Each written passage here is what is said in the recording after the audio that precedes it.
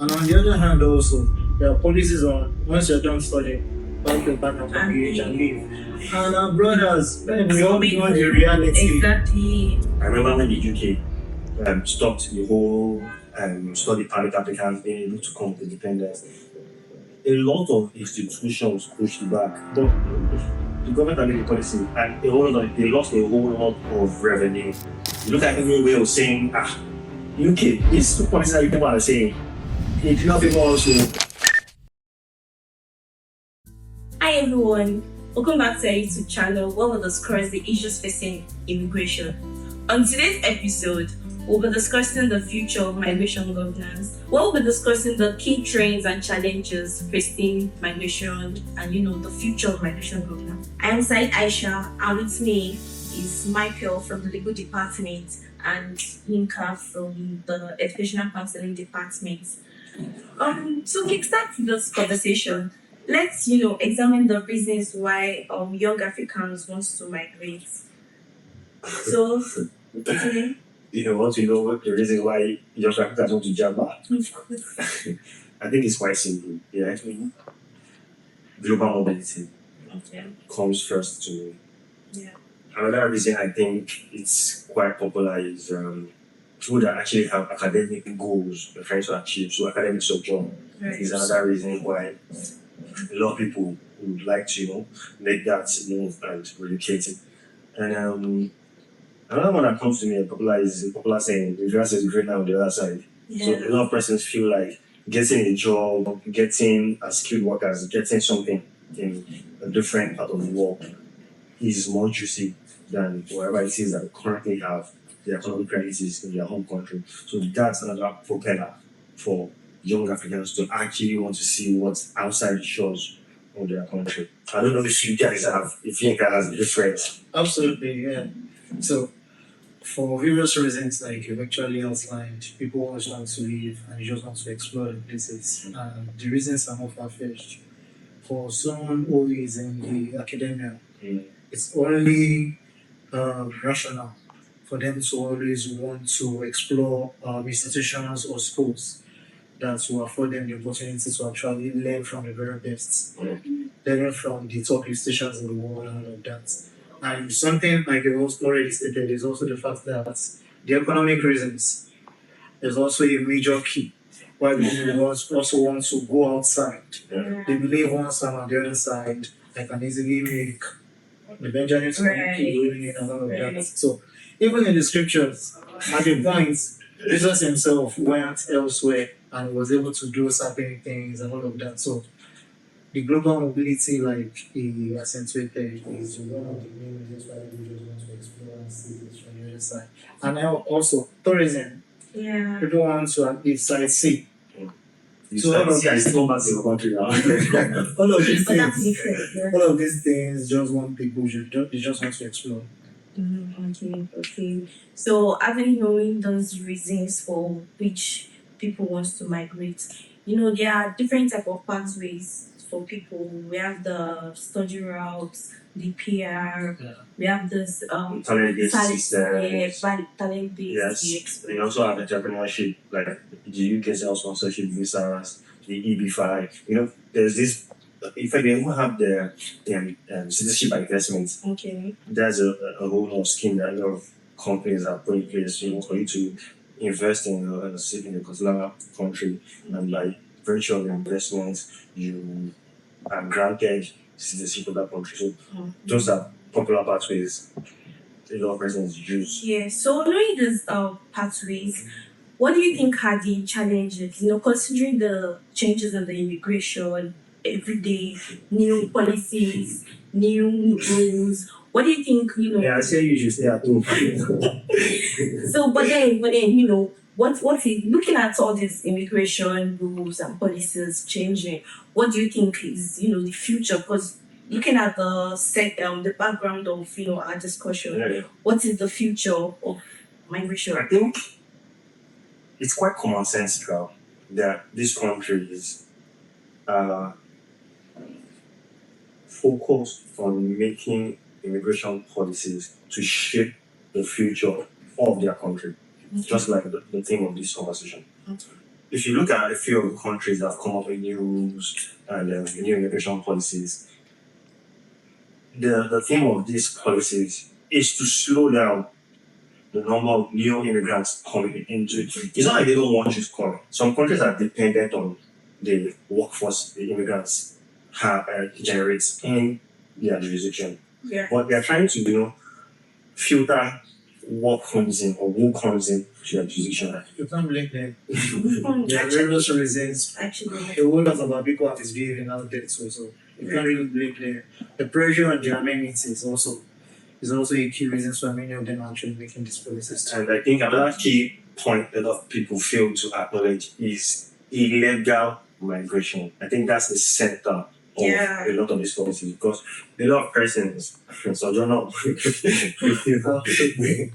why I mean by that is a lot of people will go on tourist visas to not come back. And once your tourist visa expires, you are an illegal immigrant. In fact, you're not an immigrant, you are an illegal in that territory you find yourself in. So now you're restrained on the social amenities of the country you visited. You are trying to cut corners to make a living. So there's a whole lot that exposes you to by the side.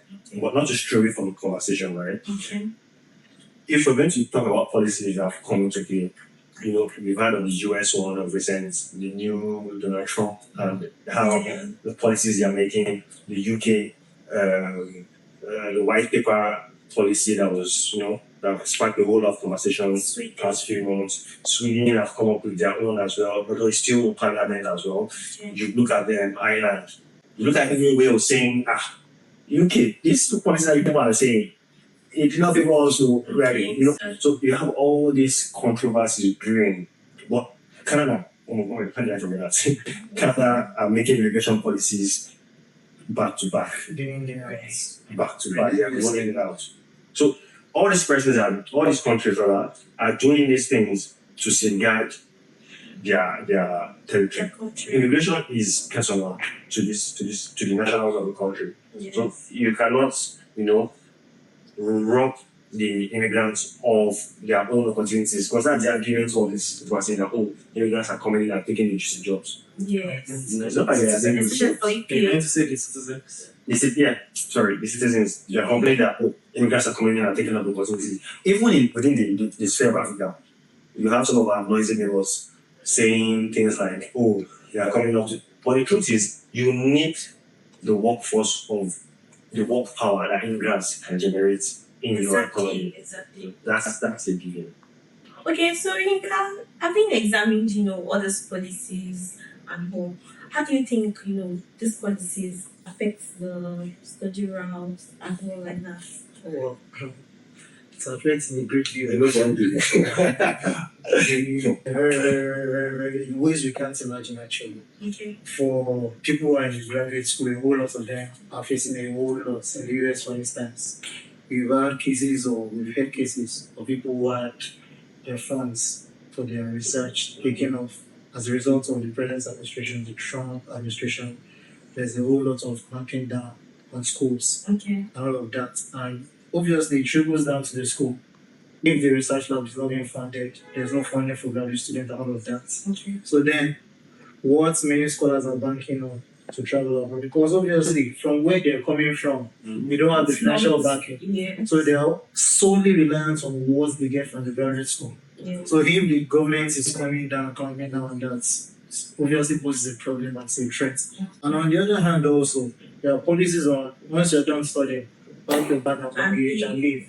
And our brothers, we all know the reality. Exactly. We all know the fact that we want to stay back, work, get one or two things doing, and all of that also. So if they're having rules and policies in that line, Okay. and all of these things will also affect them. So that is why it is very, very key that we have a key understanding Okay. of how these policies affect and plan towards it. So I know from the legal hand, Yeah. there's a whole lot coming up. Absolutely. Picking up the news about the students that had their funding, even apart from the funding, the admission, that so it's based on funding. I think Harvard. So Harvard. Yes, Harvard that too. It was heartbreaking because look at it, the work you must have put into place for you to apply, get now out of like this 5% that get this scholarship, you now happen to like be one of the recipients, and your own era fucking gets pulled. Like it is as much a traumatic event as any other traumatic event you can highlight. Yeah. And I feel it just goes to tell you how powerful policies have and the impact they can have. For example, I remember when the UK stopped the whole study permit applicants being able to come to independence. A lot of institutions pushed back, but the government had made a policy, and they lost a whole lot of revenue. Absolutely. Okay. So can we just like highlight these problems that these policies pose for the future? For the future, it means one of the easiest ways immigrants come into the system is via the study routes. So once they come into your system, they enrich themselves with your educational facilities. They become more skilled. Yeah. And after becoming more skilled, for the time they are supposed to give back to you, they are able to do that to give back to you. So it means you have a low pool of skilled immigrants in your system. That circulation is cut because since they can't come in through the normal route with their dependents. Well, if I want to come into your country, I'm going to come with my family. I know that I'll be settled for a while. Okay. But the moment you're denying me of that, I will look to other places that afford me that option. I don't even need to say this. The choicest options now in recent time has been Canada. Okay. A lot of persons that would normally have preferred the UK have now turned ship towards Canada, and it's due to policy. So in a way, if I don't want to, look at the study route, I know that a lot of people have been preaching this talent, based process and all. What do you think? Okay, so before we push to that, right? Okay. Which is very important. You see, the PR, Yeah. entrepreneurship, Yeah. all these routes are actually very good. Okay. Why? Because now a lot of persons do not have enough information about these things, and that's why information is key. Knowledge is powerful. You will not have the right information. It will help you sail through, and that's one of the major things people need to do. Now, for example, let's look at the economic realities, because I think it will not do justice to the conversation without looking at the economic realities of trying to navigate any of these pathways now. For example, Yinka, I'd like to introduce you because that's your department. What's the cost for studying now? Cost for studying Europe. On average, we need to be earning like about 30 million 30 million. to just kickstart and Is this just tuition or tuition and that's just tuition actually. The living expense of course more. For a client to process sweeping in course, many of us have shown that it's one of the cheapest or the options we have.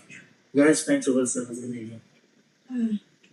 So do you know what that is or what that means? So are you saying that this policies to affect scholarship? Because I think that people can opt for scholarship. Even if you're getting scholarship and you're not getting living expense, a whole lot of people will not be able to afford it if they are part of their tuition is being paid and the living expense will be costing around 10,000 to 12,000 euros.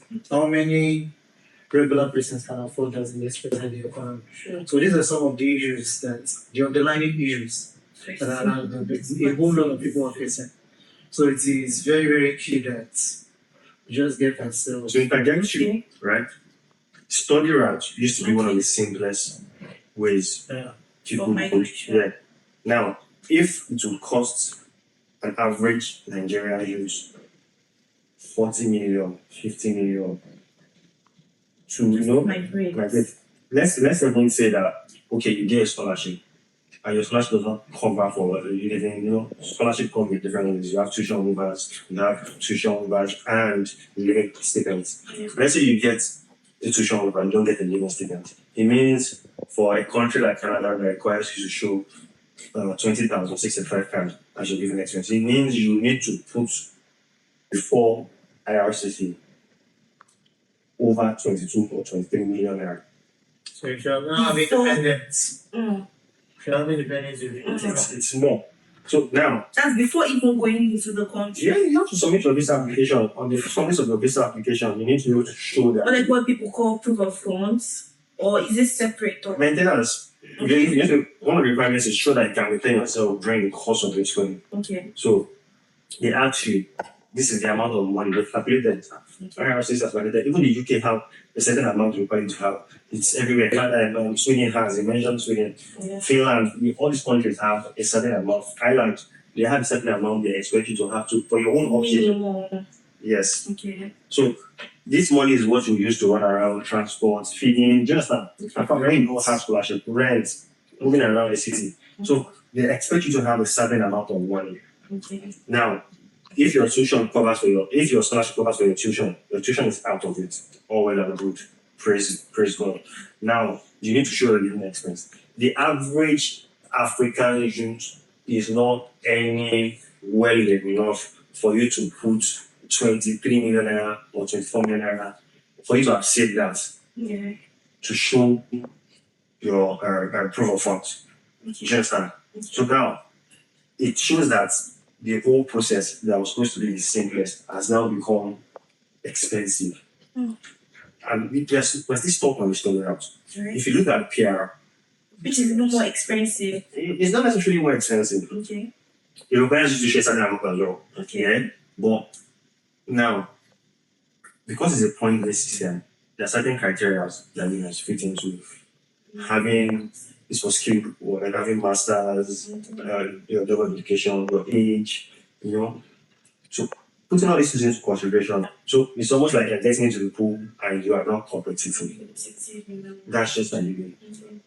Now, even these PR systems now have certain checks. For example, you want to write the IELTS exam, it's a no-brainer. There's no PR system without you writing IELTS. These exams have now even become expensive. I don't know if you can help us with the amount of. For the IELTS, right, something around 180,000 to 200,000. Exam that used to be, I think around 50,000 up there. It used to be so cheap that it was not important. Now, because it's an exam you need to pass, so I say you don't do well the first time you say. Now, an average youth is thinking of spending for 200 or 400,000 just to sit for an exam. That's not your statutory fees for the process. Let's even repair. Now, let's go to entrepreneurship, or let's even talk about entrepreneurship and career based are still the two options. Are we not leaving something else? How about the blue visa or the digital nomad and hotel? Those are all the options that I think people can still explore. Yes, you can still explore. It's cheaper, but then that's the living expense. So that's the thing. Everything requires you to have a certain benchmark of what you must. Normal visas, the host country will expect you to have a certain amount of income monthly to keep yourself. Because you're not coming in to work in that place, you're coming to stay remotely, work remotely in that place because you already have outside.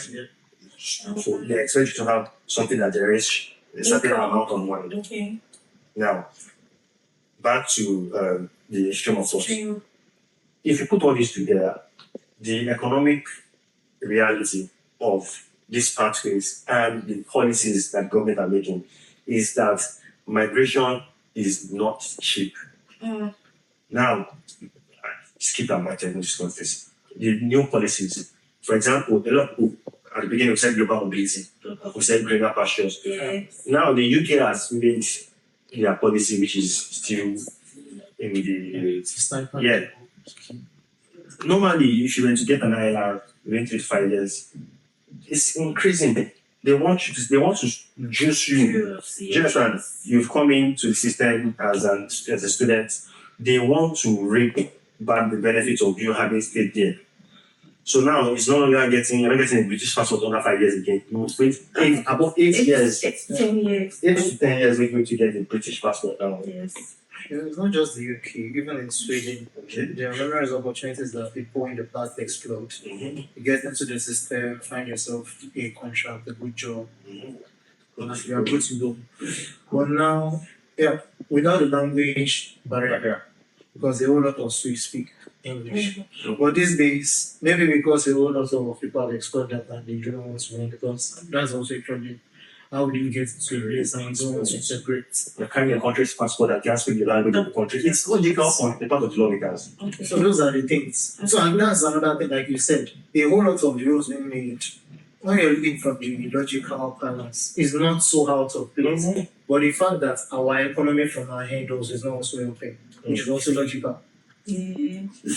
And which, in the first instance, is the reason for people wanting to Absolutely. migrate. So now you want to migrate because things are not rosy. In your world, It is now so expensive. It's supposed to be like right? an option you take. But now it's become so expensive. I don't know you guys when you scroll through Instagram, you see ads by different companies saying work permit and stuff like that. Yeah. I saw one and you had to pay I think around 10,000 Great British pounds Yes.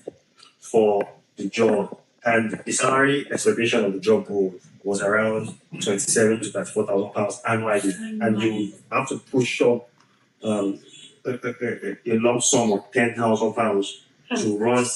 Just like that 10,000 pounds is not inclusive of your flight, though. It's not inclusive of your accommodation. So these are the realities on ground. Imagine you having pushed out 10,000 pounds. You have family.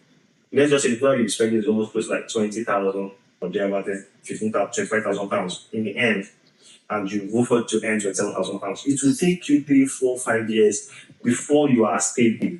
So speaking of all this, like, what do you now think are the economic realities now? Because I know you mentioned reality. Yeah, So let's dive into that economic realities now. What are the implications? Being the pragmatic person I am, Mhm.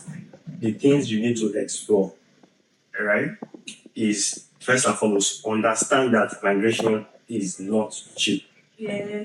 Any route you are looking at exploring is not cheap. And now, don't forget that this migration industry is an industry that is prone to scam. A lot, I don't know how to skip I find that well. A lot of people have met fake personnel. Who have no knowledge about the process. They have knowledge. That's the important part. Because if they don't have knowledge, how they have scammed someone to 5 million? How they have someone about 20 million? They have knowledge, but they use that knowledge against the The prospective. person seeking it. Yes, because the person is not knowledgeable. So, economic reality, the first thing is get knowledgeable. Go to platforms. I think the major idea is just because people just have their idea of Japa, like hearing the Yes, that used to be Just I'll escape. and so you're not doing your fine things as it will go. Japa is something you can be lazy about. Quote unquote, you can't be lazy about it by any regard. Okay. In that light about being lazy, I also want to chip down to this in that for any individual who wants to explore the opportunity of migrating and staying back abroad, we always talk about starting certain things small. It's important. Yeah, for John, a few months back, they brought out certain policies. It was like they are speaking from the both ends of their mouth.